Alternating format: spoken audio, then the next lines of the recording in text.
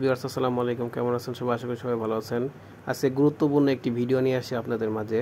আপনারা যে গরুটি দেখতে পাচ্ছেন এটি মূলত একটি বাছুর, শাহিওয়াল জাতের একটি বাছুর।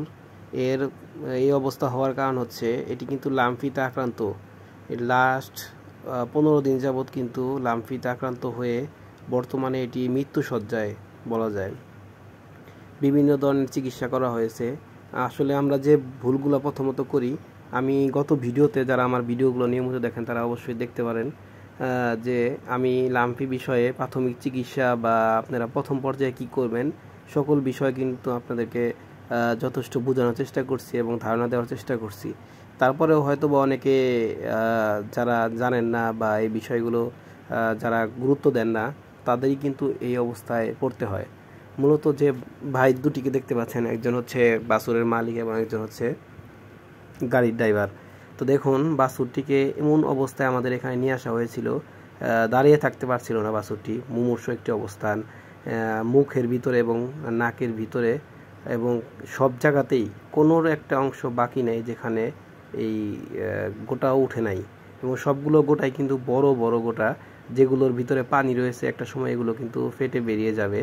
তো আসলে আদৌ কি বাছুরটি বাঁচবে কিনা সেটা আসলে আল্লাহ তালাই ভালো জানেন। তবে আমরা আমাদের এখানে ভেটেরিনারি সার্জন সর্বোচ্চ চেষ্টা করতেছেন এবং কি যে কম্পাউন্ডার আছেন।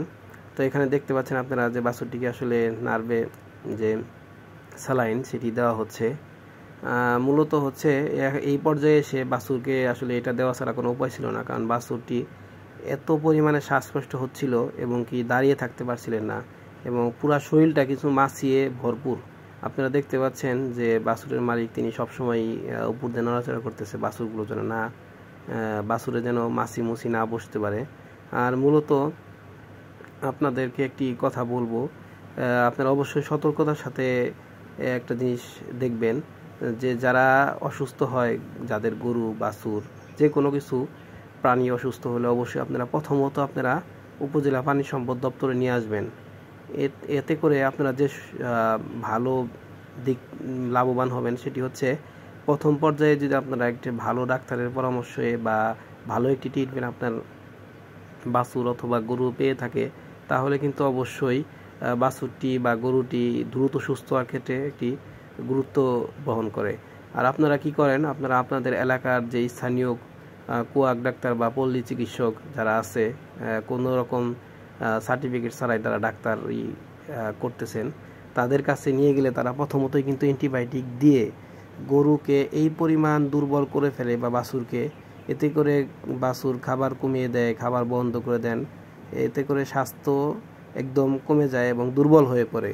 আর দুর্বল হলেই কিন্তু রোগগুলো বেশি আক্রান্ত করে। তো ধন্যবাদ সবাইকে ভিডিওটি দেখার জন্য। আসসালামু আলাইকুম।